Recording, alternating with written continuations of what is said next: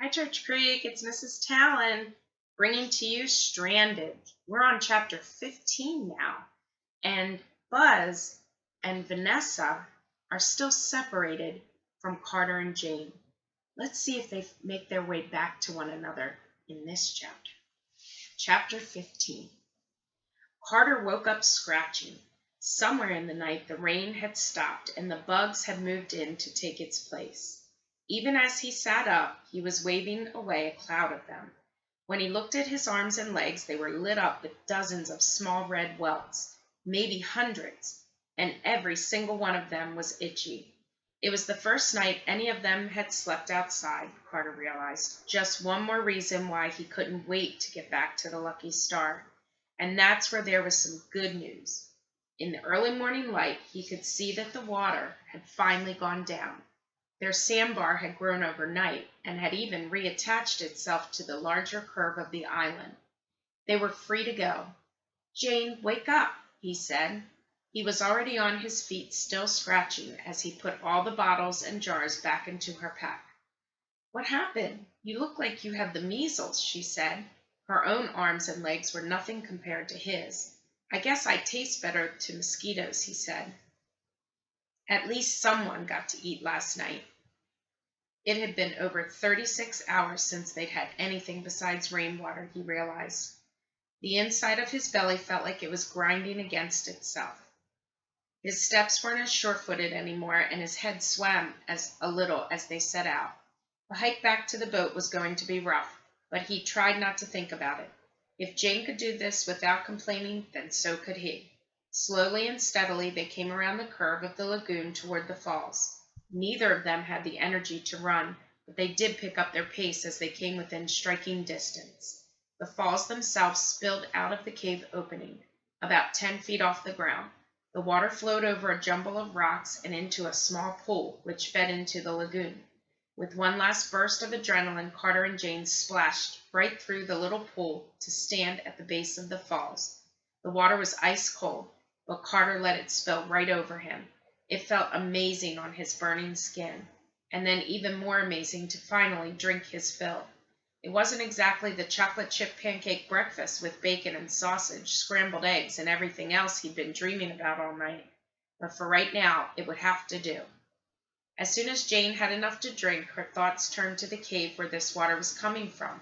In fact, she'd been thinking about it all night, and she'd begun to wonder if maybe, just maybe. "Carter, what do you think is up there?" "What do you mean?" he said, wiping his mouth. "Well, if we could drill a hole straight through this cliff, how close to our beach do you think we'd come out?" Carter shrugged. He never had any patience for the little mind puzzles she liked so much. "What are you talking about?" he said. She pointed up at the cave again. "Where do you think that goes?" Now Carter seemed to get her drift. "I don't know. Maybe nowhere," he said. "Where do you think it goes?" "I'm not sure," Jane said, "but maybe somewhere." It was worth checking anyway. They'd spent the whole previous day getting this far around the island. If they could find a way through, it would be the world's best shortcut. She let Carter climb first as they headed up the rocks alongside the falls.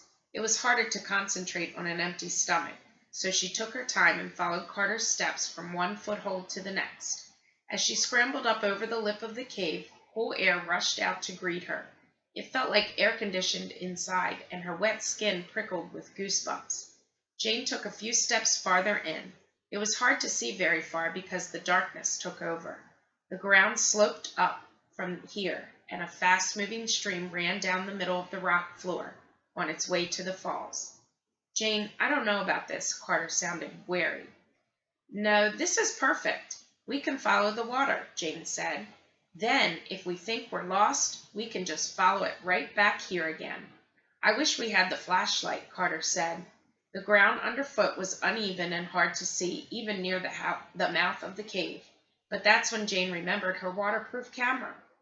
"Maybe we do," she said. She turned Carter around and unzipped the front pocket on the pack.